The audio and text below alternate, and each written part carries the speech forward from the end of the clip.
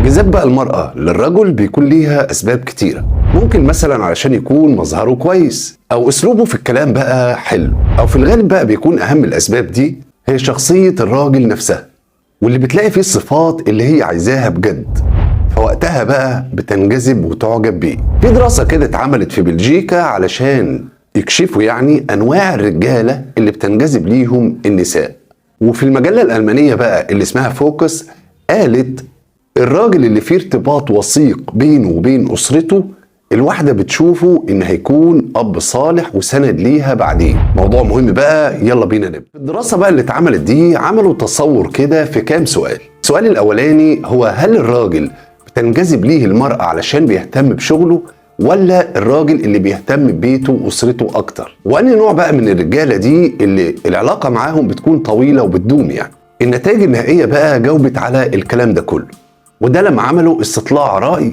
من بعض النساء في جميع الأعمار المختلفة عشان يوصلوا بقى للإجابة المظبوطة. وفي النوعين بقى اللي أنا قلتهم دول، هل الراجل اللي بيشتغل أكتر أو بيدي وقته بنسبة كبيرة أكتر لشغله، ولا اللي بيكون لأسرته وليها هي شخصيا؟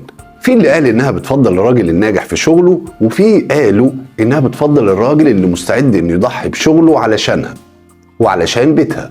والسؤال بقى بتاع الباحثين ده والإجابة اللي خدوها من العينات من الستات في جميع الأعمار المختلفة خلت الباحثين في بلجيكا وبعد الدراسات الطويلة اللي خرجوا منها بنتائج مفاجئة جدا. وقالوا الراجل بقى اللي عنده رومانسية وعاطفي جدا وبيدي وقت كبير جدا ليها ولأسرته ده من النوع اللي بيجذبها أكتر، ولكن مش بيقبلوا اللي بيدي وقت كبير جدا في شغله على حسابها. وقالوا كمان احنا بنأمل ان يكون شريك حياتنا راجل بيحب الأسرة وبيكون ليها الأولوية في كل شيء.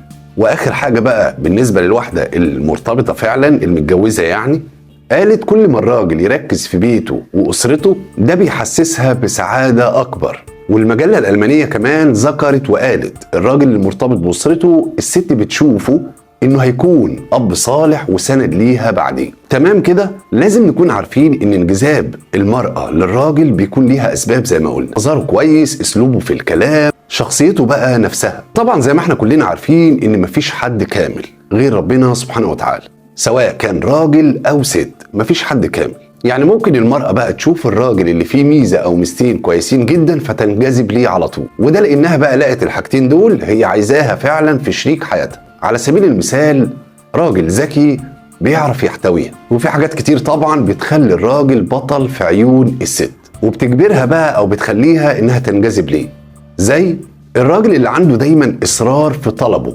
بيلح كتير يعني مثلا لو بيتكلموا في موضوع وبتقول له على حاجه وهي مش عاجباها بقى فبترفض، هي هنا بقى مش بترفض رفض قاطع، هي بترفض قدامك اسما، ولكن هي في الحقيقه بتقول لك ايوه انا موافقه. فما تاخدش رفضها بقى ده على انه امر مسلم بيه وان هي رافضه فعلا، هي بس عايزه تشجيع منك. وكلامي بقى مقصود بيه هنا الحاح منك بقى في الحاجات اللي هي بتسمح ليكم شرعيا انكم تعملوها، يعني مثلا تشاركها في شيء هي بتحبه الى اخره. يعني الحاجه التانيه كمان الراجل اللي مش شبه اي حد، راجل كده مختلف، مش بيقلد، مش بيشبه برضه نفسه باي حد، والحاجات دي هتبان اكيد في تصرفاته. الحاجه اللي بعد كده بقى الراجل المؤمن بافكارها وطموحها واحلامها وبيساعدها بقى انها تنجح في الحاجه او الشيء ده. انما الواحده بتنفر بسرعه من الراجل اللي بيقلل من احلامها، بتنجذب بقى للراجل اللي بيؤمن بيها وبيساعدها على تحقيق احلامها. الحاجه اللي بعد كده كمان الراجل بقى اللي ما بيترددش اي لحظه ان يخطو خطوه ايجابيه علشان يرتبط بيها، لان ما تنتظرش منها انها تطلب منك ده، هي عايزاك انت اللي تطلب وتقول ومن تلقاء نفسك. حتى لو في فسحه لطيفه بقى لازم تكون المبادره منك انت. حاجه كمان الراجل اللي بيحترمها ويقدرها. نصيحتي ليك لو انت عايز تملك قلب اي واحده احترمها وقدرها، وكل انت ما تنجح في اي شيء او تعمل عمل كويس خليها هي شريكتك، ولازم تقول لها ده وتحسسها فعلا بده، وتعرفها كمان انها تداعم ليك، وان لو ما كانتش هي بتدعمك في الشيء ده ما كنتش وصلت للنجاح ده. مهما كانت بقى الواحدة بتبان قدامك انها قوية، اكيد هي عايزة اللي يحتويها ويطبطب عليها في ضعفها بقى واكتئابها، وده لان بقى بيوصل لها بانك انت بتحبها فعلا. ده غير بقى كمان ان بيأكد لها بان انت عمرك ما هتتخلى عنها. الاهتمام بقى بيزود الحب وبيخليه دايما اقوى. دي الحاجات اللي بتخلي المرأة تنجذب للراجل. ممكن نضيف كمان الراجل الرومانسي والواثق من نفسه اللي مش مهزوز، والذكي واللي بيراعي ربنا فيها وبيحترم الناس اللي حواليه. في النهايه بقى يا رب تكونوا استفدتم بالمعلومات القيمه البسيطه دي. ما تنسوش بقى لايك وشير للفيديو علشان يوصل لغيركم. اشتراككم في القناه بقى ده شيء يشرفني ويسعدني جدا. ما تنسوش كمان بقى لايك للفيسبوك، كل وسائل التواصل الاجتماعي الخاصه بيا اسفل الفيديو على اليوتيوب. اشوفكم ان شاء الله في موضوع جديد مختلف هيعجبكم. بشكركم.